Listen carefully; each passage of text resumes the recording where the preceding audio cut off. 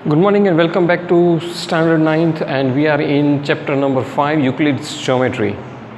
After understanding the postulates and exams of geometry, the introduction part which I gave you in the last 2 days, now let me introduce you let us start rather introduction to geometry chapter number 5 में exercise 1.5 के कुछ समझते हैं जो बिल्कुल इस exams और postulate के पर आधार रखता है। तो सबसे पहला क्वेश्चन हमारा एक्सरसाइज 5.1 से उसको डिटेल में समझते हैं, क्योंकि उसके अंदर हमें बताना तो ट्रू और फॉल्स है, लेकिन उसके रीज़न भी देना है कि वो क्यों ट्रू या फॉल्स है।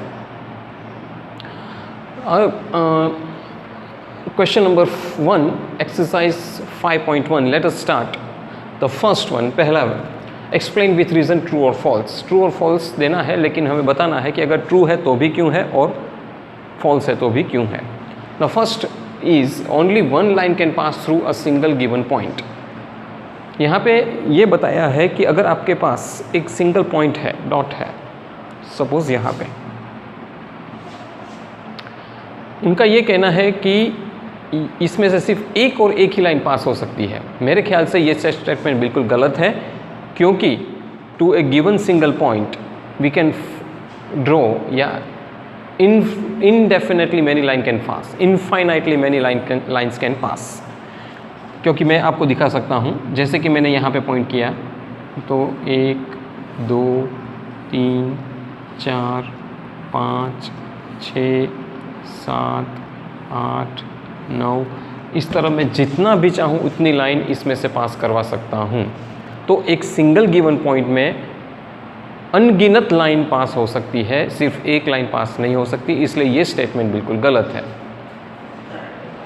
Second one, there are an infinite lines which can pass through two distinct points. हाँ, ये भी गलत है स्टेटमेंट। ये गलत इसलिए है कि अगर मेरे पास दो पॉइंट्स हैं अलग अलग, डिस्टिंक्ट मतलब डिफरेंट, अलग, सपोज मैंने नाम दे दिया ए और बी, तो यहाँ से सिर्फ मैं इन दोनों को जोड़ूंगा तो एक ही लाइन पास हो सकती है, इनफाइनाइट लाइन पास नहीं हो सकती, क्योंकि पॉइंट्स अलग अलग है।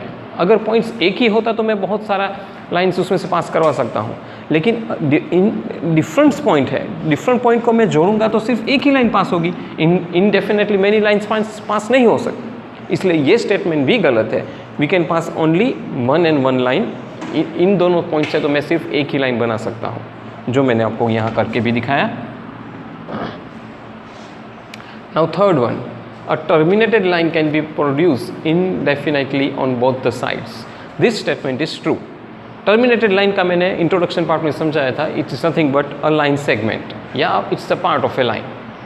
तो इनका ये कहना है कि कोई लाइन सेगमेंट हो, उनको मैं दोनों साइड से जितना भी चाहूँ खींच सकता हूँ। ये बिल्कुल सही है, क्योंकि मैं कोई लाइन या पार्ट ऑफ ए लाइन को जितनी भी बड़ी मेज़रमेंट की बनाना चाहता हूँ बना सकता हूँ। मैं 5 इंच की बना सकता हूँ, मैं 12 इंचज़ की बना सकता हूँ, मैं 50 इंचज़ की बना सकता हूँ, मैं जितना भी मेज़रमेंट का बनाना चाहता हूँ बना सकता हूँ। Okay, it is true. तो ये स्टेटमेंट ट्रू है। If two circles are equal then they are radii are equal. दो सर्कल्स इक्वल है तो अगर आप यूक्लिड का वो एग्जाम्स याद करो कोइंसाइड वाला, कि दो सर्कल इक्वल है तो एक सर्कल के ऊपर मैं दूसरा सर्कल रखूँगा तो उनका रेडी और सेंटर पॉइंट सेम आएगा। जो नीचे वाला सर्कल है उसके ऊपर ही ऊपर वाला सर्कल का सेंटर पॉइंट बैठ जाएगा, और जो रेडियस है वो भी उसके ऊपर ठीक आ जाएगा। तो according to the Euclid's exam this statement is exactly true and एकदम सही है। और दूसरी बात मैं बताऊँ कि सर्कल्स अगर इक्वल होंगे, सर्कल बनते हैं फिक्स रेडियस से, मैं कोई भी रेडियस का सर्कल बना सकता हूँ। और अगर मैं इसको दूसरी तरफ से आपको बताऊँ कि मैंने एक 5 सेंटीमीटर रेडियस का सर्कल बनाया है और दूसरा भी 5 सेंटीमीटर रेडियस का सर्कल बनाया है, तो एक सर्कल के ऊपर दूसरा सर्कल में लगाऊँ तो वो कोइंसाइड ही करेगा। इसलिए अगर दो सर्कल इक्वल है तो उनके रेडियस और सेंटर पॉइंट सेम ही होने चाहिए, इक्वल ही होने चाहिए। So this statement is also true.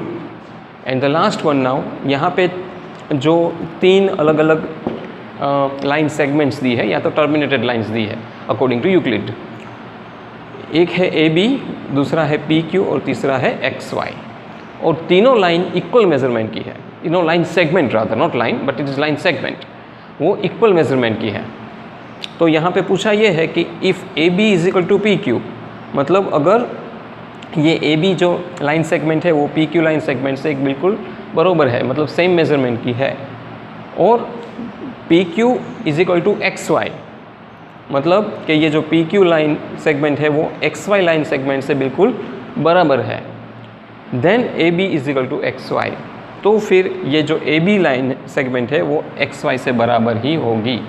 तो ये भी यूक्लिड का जो एक पोस्टुलेट है उसके हिसाब से ये सही है, क्योंकि things which are equal to one another are equal to the same thing, उस पोस्टुलेट के हिसाब से ये एकदम सही है, क्योंकि ये दोनों सेम है, ये दोनों भी सेम है। अगर ये दोनों सेम है और ये दोनों सेम है, इसका मतलब ये हुआ कि ए बी और एक्स वाई का मेज़रमेंट तो सेम ही होना चाहिए। तो अगर ए बी और एक्स वाई का मेज़रमेंट सेम है तो A B is equal to X Y मैं लिख ही सकता हूँ, क्योंकि ये अगर 5 सेंटीमीटर का है तो ये भी 5 सेंटीमीटर का है और ये भी 5 सेंटीमीटर का है, तो फिर ए बी और एक्स वाई भी 5 सेंटीमीटर के ही हुए। उस केस में ये स्टेटमेंट बिल्कुल सही है। तो बच्चों आज मैंने क्वेश्चन 1 सॉल्व करवाया, जिसमें मैंने यूक्लिड्स के कुछ पोस्टुलेट और एग्जाम्स के बेस पर था। अगर इसमें कोई डाउट हो तो ग्रुप में ज़रूर भेजिएगा, I will solve it and give you. इसको अच्छी तरह से देखना, इसको अच्छी तरह से रिवाइज़ करना, क्योंकि इसके बेस के ऊपर बाकी के कुछ सम्स हैं जो हम कल डिस्कस करेंगे। Thank you very much for listening me.